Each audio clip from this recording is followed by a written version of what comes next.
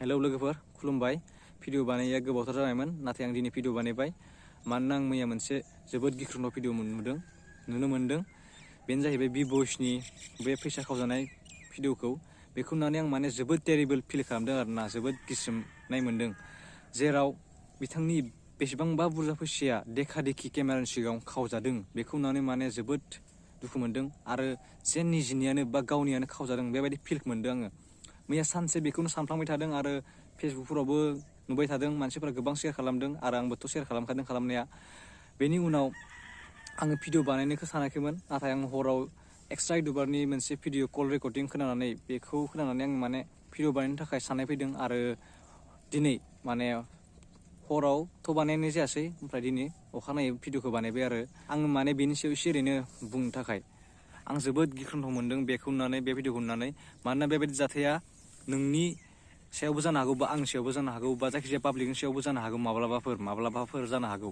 बेनिखायनो जों बेनि थाखाय सांग्रां जानाया गाहाम। आरो बेबायदि खामानिखौ बा बेबायदि जाथायखौ होबथानायनि थाखाय राहा लानायानो साबसिन।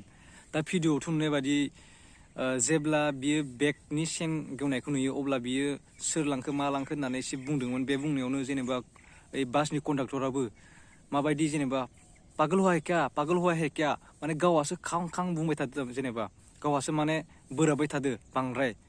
जेन गावनि दायखौ एरायनो थाखाय बियो एकदम बुंना लाग्रोदो, जेनेबा गावहासो खां खां आरोना बेबायदि। नाथाय बियो बेबायदि बुंनामोन। बियो जेनेबा मोजांब्लाथाय बियोथ' मोजां नंखाया नंनाया, जों भिडिअ नुखादों। बे सिखावजों लिंक दंखायो। नाथाय बास कन्डाक्टरा बेबायदि जानो हायामोन आसलथे। बास कन्डाक्टरा जानांगौ जेनेबा गावसोरनि बासाव गोमादों, बियो एसे बेखौ हेल्पसो खालामनांगौमोन। एसेबां बुरजा फैसा गोमादों, बेखौ बियो हेल्पसो खालामनांगौमोन। जेनेबा एसे नागिरनायाव बेबायदियाव एसे हेल्प खालामनांगौमोन। नाथाय बास कन्डाक्टरानो सिखावजों लोगो बा लिंक थानायबा मा जागोन, पाब्लिकआ मा जागोन? पाब्लिकखौ बिदि जाख'नो बा सोबख'नोसो बेबायदि खालामदों नामा बिसोरनोथ' भाराखौ होखागोन ना, होनाया माने बेबायदि। आरो जानो हागौ बे बयसआ बेयावनो चेक खालामनो हानायमोनब्लाथाय पार्सखौ मोनफिनखागौमोन। जायखिजाया बिनि फैसा खावजानायाथ' डाइरेक्ट देखायदों नुजाखाबाय, आरो बे सिखावफोराबो नुजाखाबाय। बास कन्डाक्टर आरो बे सिखावआथ' हमजाखानांसिगोन। बेखौ जोङो हमनो थाखाय एकदम जर होखानांगोन। जोङो बेखौ जेसेबां हागौ ससियेल मिडियायाव शेयार खालाम, जाहाथे निउसनि मानसिफोरा नुयो आरो पुलिसनि मानसिफोराबो नुयो।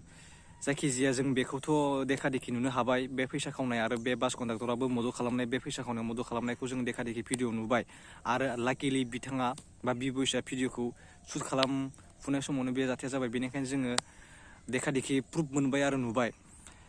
जाहाथे बिसोर सानैया साजा मोनो आरो बिसोरनिफ्राय बुरजा फाइन खालामनाय जायो। बेनि थाखाय जोङो आसामनि पुलिसफोरखौ जर होनांगोन आरो आसामनि निउस चेनेलफोरखौबो जों हायोब्ला बेनि सायाव गोसो बोहोनो थाखाय नाजानांगोन। दा जुदि बि बयसआ बे समाव भिडिअ बानायामोनब्लाथाय, एबा सोरबा गुबुन पाब्लिक जानायब्लाथाय मा जागौमोन? जायफोरा जेनेबा भिडिअ बानाया बिसोर जानायबाथाय मा जागौमोन? आरो बिसोरबा बा गुबुन मानसि जानायबाथाय बे एसेबां बुरजा फैसाखौबा बिबा मा थांखिजों लांदोंमोन, बा मा थांखिनि थाखाय लांदों, बेयो मा जागौमोन जेनेबा? दा बिथाङाथ' मबाइल बायनो थाखाय लांदोंमोन, जायनि थाखाय बेयो मबाइलखौनो दा बायनो हाथ'वासै फैसा खावजानायनि थाखाय। दा सोरबा जुदि मेडिकेलनि थाखाय बा सोरबा लोमजाना दं, बेनि थाखाय सोरबा जुदि फैसा लाङोब्लाथाय आरो बे फैसाया खावजायोब्लाथाय जोंहा मा जागौमोन? माने बै मानसिया मा जागौमोन? जोबोद माने साननो गोनां आरोना बेफोरो। बेनि थाखायनो जों जोबोद सांग्रां जानांगोन। आंनि बायदिब्ला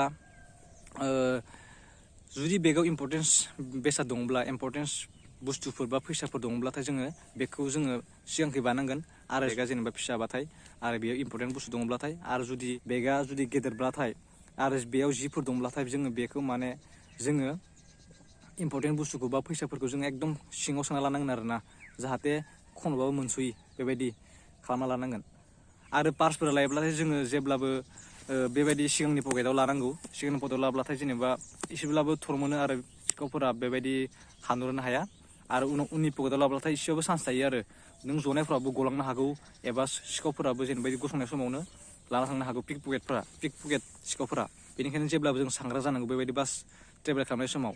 आरो फैसाया जुदि बुरजाद्राय दंब्लाथाय नोङो बास कन्डाक्टर होनो थाखाय एक्सट्रा लाखानांगौ।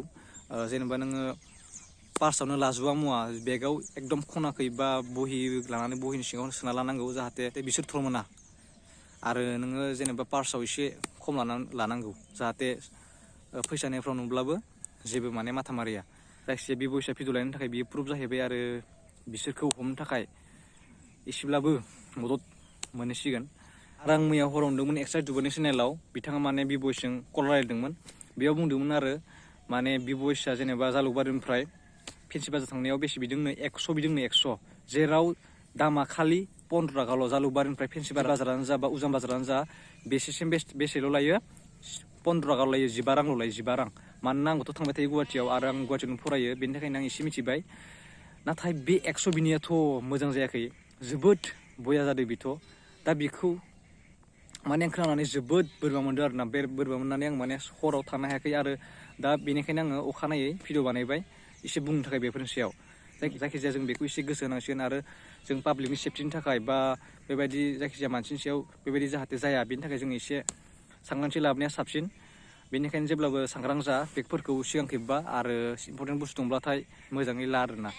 जायखिजाया फेसबुकआवथ' गोबां सेयार खालामखादों नोंथांमोनाबो आरो आंबोथ' खालामदों। जों टुइटारावबो बेनि सायाव टुइट खालामनो हायो, बे लिंकखौ सेयार खालामनानै जोङो माबा मोनसे लिरनो हायो आरो लिरनानै जोङो आसामनि जा निउस चेनेलफोर, प्रतिदिन time, news live, DD news, Assam news, बेफोरखौ जों टेग खालामनो हायो आरो हिमन्त बिश्व शर्माखौबो जोङो टेग खालामनो हायो। टेग खालामनानै जोङो पस्ट खालामनो हायो आरोना। आं मैया हरावनो बेखौ माने एक्सट्रा इउटुबारनि जा भिडिअ बे कल रायलायनाय बेखौ नुनानै आं माने गोसोखौ बोरैबा मोनसिनानै आं ओमफ्राय लोगो माने टुइट खालामदों आरोना। टुइट खालामनानै जेनेबा लिंकखौ सेयार खालामनानै माबा खालामदों, बै आसाम निउसफोरखौ टेग खालामनो होदों। आरो लोगोसे जोङो आसाम पुलिसखौ टेग खालामनांगोन। आसाम पुलिसखौ टेग खालामबाथाय जाहाथे बिथांमोनाबो नुनो मोनो। नोंथांमोननियावबो जुदि टुइटार दङब्लाथाय नोंथांमोना टुइट खालामनो हागोन। नोंथांमोना टुइट खालामहैदो, लिंकखौ सेयार खालामहैदो आरो आसामनि निउस चेनेलफोर आरो हिमन्त बिश्व शर्मा आरो आसाम पुलिसफोरखौ टेग खालामनानै पस्ट खालामना होबानो जाबाय। अब्लाथाय जेसेबांनो टुइट जागोन एसेबांनो बिथांमोननि नोजोराव गोलैगोन। नोजोराव गोलैब्लाथाय बिथांमोना गोख्रों स्टेप लागोन आरोना। आरो आं हराव खालामदों, नोंथांमोना बेयाव थांनानै आंनि बे टुइट खालामनायखौबो रिटुइट खालामनो हागोन। आं डिसक्रिपसनाव लिंकखौ होनो हागोन। नोंथांमोना रिटुइट खालामबानो जाबाय। रिटुइट माने आं खालामनायखौनो नोंथांमोना सेयार खालामनाय, बेबायदि टाइप आरोना रिटुइटआ। ओमफ्राय नोंथांमोनाबो एक्सट्रायै खालामनो हागोन। नोंथांमोना लिंकखौ सेयार खालामनानै नों माबा मोनसे बुंनो हागोन आरो बुंनानै बा बुङाबाबो जागोन। लिंकखौ सेयार खालामनानै नोंथांमोना टेग खालामबानो जाबाय। टेग खालामनो थाखाय मा खालामनांगोन, बै @ ओमफ्राय नोङो लिरबानो जाबाय मा निउस चेनेलखौ टेग खालामनो। आरो आसाम पुलिसखौबो टेग खालाम आरो हिमन्त बिश्व शर्माखौबो टेग खालामनो थाखाय आं खावलायो। नोंथांमोना जुदि माने गोख्रों एक्सन लाजानो लुगैदोंब्लाथाय।